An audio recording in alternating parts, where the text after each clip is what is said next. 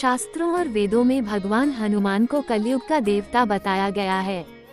कहा जाता है कि जो भक्त सच्ची श्रद्धा से हनुमान जी की पूजा करेगा, उसे भगवान जरूर दर्शन देंगे। इसलिए इन्हें कलयुग का जीवित या जागृत देवता कहा गया है।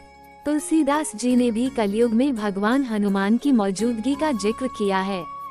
तुलसीदास जी को हनुमान जी की कृपा से ही भगवान राम और लक्ष्मण जी के दर्शन प्राप्त हुए थे। कहा जाता है कि आज कलयुग में भी इन 5 जगहों पर भगवान हनुमान मौजूद हैं।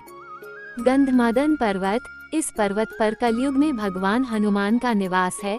इसके कई प्रमाण कई जगहों पर मिलते हैं।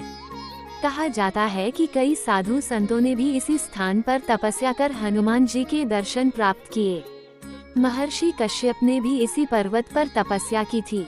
ये पर्वत कैलाश पर्वत के उत्तर में स्थित है। भगवान राम से अमर होने का वरदान प्राप्त कर हनुमान जी ने इसी पर्वत को अपना निवास स्थान चुना।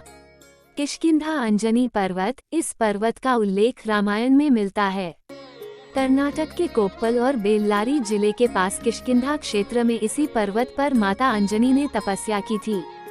भगवान राम और हनुमान जी की मुलाकात भी इसी पर्वत पर हुई थी। कहा जाता है कि कलयुग में भी इस पर्वत पर हनुमान जी निवास करते हैं। रामायण पाठ, शास्त्रों में कहा गया है कि जहाँ भी रामायण का पाठ होगा, वहाँ किसी न किसी रूप में भगवान हनुमान जरूर उपस्थित रहेंगे। इसलिए कई बार ऐसा देखा जाता है कि जहाँ रामायण का पाठ होता है वहाँ वानर आ जाते हैं। नीम करोली बाबा, बाबा नीम करोली के भक्त उन्हें साक्षात हनुमान जी का ही अवतार मानते हैं। उनके भक्त मानते हैं कि कलयुग में नीम करोली बाबा के रूप में हनुमान जी का ही जन्म हुआ है। बाबा से जुड़े ऐसे कई चमत्कार हुए जो कि भगवान हनुमान से जुड़े हैं। राम भक्त, भगवान हनुमान केवल अपने भक्तों नहीं बल्कि राम भक्त के मन में भी बसते हैं। रामायण में उल्लेख मिलता है कि जब भगवान राम पृथ्वीलोक का परित्याग कर रहे थे तब उनके साथ भक्त हनुमान भी जाना चाहते थे।